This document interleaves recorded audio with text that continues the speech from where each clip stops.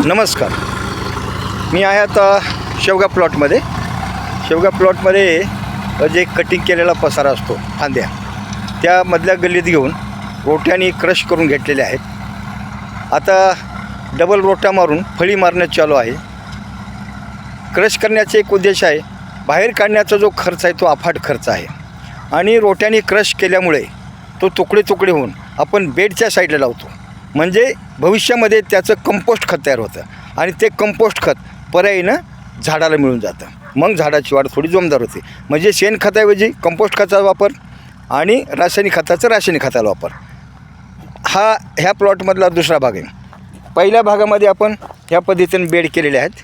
अतिशय सुंदर बेड झालेले आहेत आणि एकही काडी नाही. आता सगळ्या काडी कचरा पूर्ण बेडच्या साईडला दाबल्या गेलेला आहे. त्यासाठी ते ॲटोमॅटिक बेडचं पाणी देताना पाणी एखादा पाऊस पडला हे ओलावा आहे, ह्याच्यामुळे ते सगळं कंपोस्ट खत तयार होऊन ह्या पिकाला अतिशय उपयुक्त होणार आहे. म्हणून हा प्रयत्न चालू आहे.